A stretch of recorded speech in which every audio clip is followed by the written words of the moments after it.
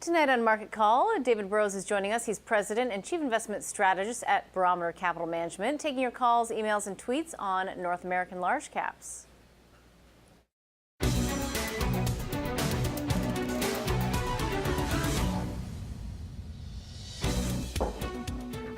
Hello, I'm Catherine Murray. Welcome to Market Call tonight. You can call us toll free at 1-855-326-6266. And you can send us an email to marketcall@bnn.ca, or you can tweet us at marketcall. And if you want to get to the front of the line with questions for your favorite guests, get on the Market Call fast track with a video question. Film a quick question on your smartphone or tablet. Tag us in your post or send us an email with the clips, and be sure to put video questions in the subject line. Your questions can be answered by one of our guests during one of our shows. David, good to be with you tonight. Thanks Great for joining to be here. us. You know, it's interesting when you take a look at the market, and the market hasn't really been moving much either side of unchanged, whether it's U.S. or Canada. It feels as though we're really range bound, but there's probably a lot going on underneath the surface. What are you focused in on right now? So, you know, the market came back from what was supposed to be the precipice in February of a recession. Market rallied back, made a new all-time high, the S&P 500. And since the end of June has basically, as you say, been range-bound in a very tight range. So I think that that's really frustrating for people because it gets boring and they'd like to see some action. But the reality is that's just perfect. You know, for the market to have a big move and then consolidate that move is remarkable given the news flow and the concerns around what's going on politically and with other things. So when I look at things, there's some very clear leadership themes in this market. There's some sectors that are behaving quite poorly.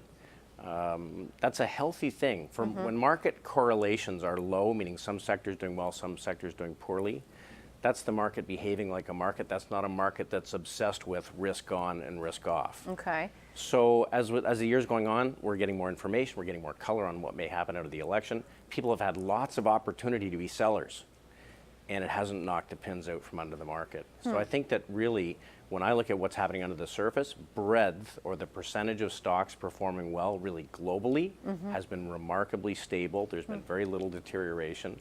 And given that we're 2.5 months through the 3 toughest months of the year, market has absorbed a lot over the last 3 months, and I think looks very good for the fourth quarter. For the fourth quarter.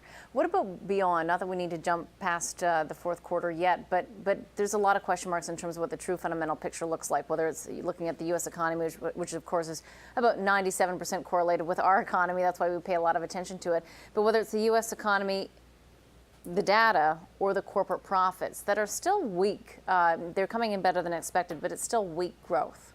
Yeah, this may be the 6th quarter of earnings pullback. Right. I think it's actually likely to come in a little bit positive, which should reverse sort of 5 negative quarters. And you tend to have these mid-cycle slowdowns. But a few things to take away. You know, there's 8 times since 1950 where the market made no real progress over 500 days, no major decline or no major breakout. We did actually break out to new highs a couple of months ago, and every time it did that, there was significant gains to follow.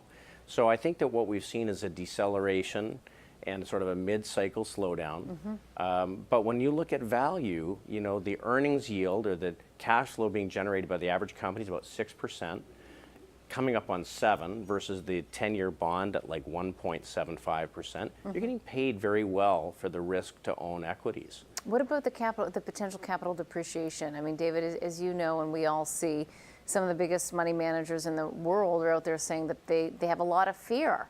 Yeah.